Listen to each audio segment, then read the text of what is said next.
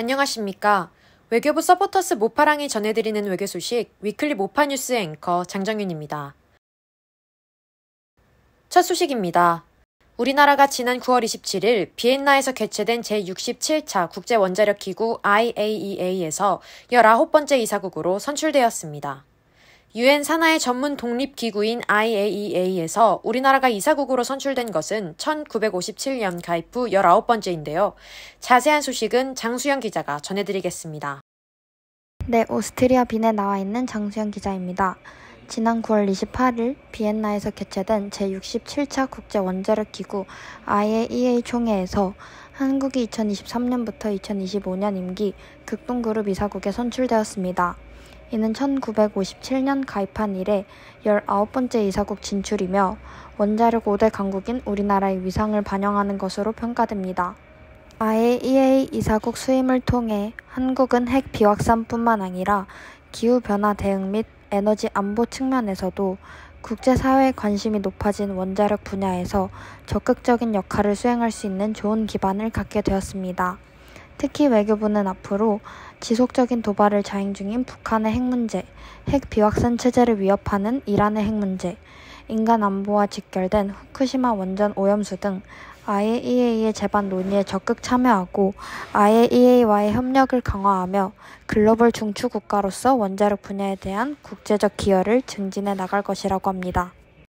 지금까지 빈에서 장수영이었습니다. 두 번째 소식입니다. 한덕수 국무총리가 지난 9일에 프랑스 파리 가브리엘 파빌리온에서 개최된 2030 부산 세계 박람회 심포지엄에 참석하였습니다.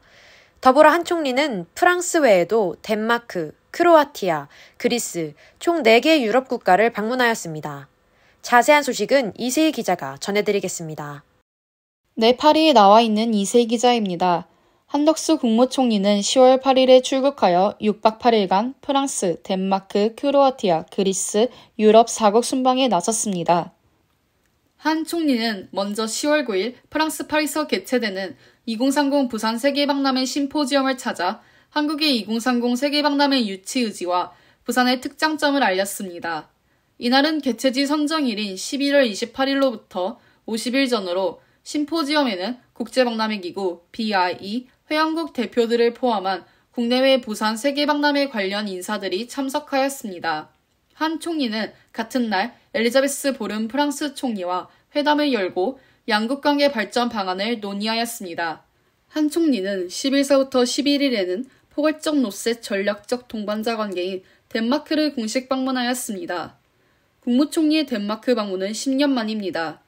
한 총리는 메테 프레드렉슨 덴마크 총리와 윤석열 정부 최초 총리회담을 열고 녹색, 경제, 방산, 보건의료 등 분야에서 협력 확대 방안을 논의하였습니다. 또 우크라이나와 한반도 등 지역 정세에 관한 의견도 나누었습니다. 이어 11일서부터 12일에는 크로아티아를 공식 방문하였습니다. 이는 양국 수교 이래 최초의 정상급 인사 방문입니다. 한 총리는 안드레이 플렌코비치 크로아티아 총리와 총리회담을 통해 투자, 방산, 항만, 물류, 과학기술 분야에서 협력 증진 방안을 논의하였습니다.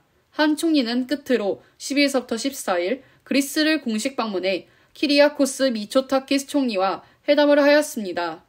이를 통해 해운 조선업에 기반한 양국 관계를 더 심화시키고 녹색 전환, 경제협력, 인적교류 분야에서 협력 강화 방안에 대한 논의를 나누었습니다. 유럽 4국을 순방하면서 한 총리는 각국의 한국 동포사회 현지 진출 기업인들과 간담회를 열고 애로사항을 청취하는 시간도 가졌습니다. 총리실은 한 총리는 이번 순방을 통해 글로벌 중추국가 비전하에 민주주의, 인권 등 보편적 가치를 공유하고 있는 유럽 국가들과의 협력 네트워크를 강화하고자 한다고 밝혔습니다. 지금까지 파리에서 모파뉴스 이세희 기자였습니다. 외교부 서포터스 모파랑이 전해드리는 외교 소식 위클리 모파뉴스. 오늘 준비한 소식 여기까지입니다. 요즘 아침 저녁으로 차가운 바람이 불고 있습니다. 시청하시는 분들 모두 건강 유의하시길 바라겠습니다. 다음에 더 유익한 뉴스로 찾아뵙겠습니다. 시청해주셔서 감사합니다.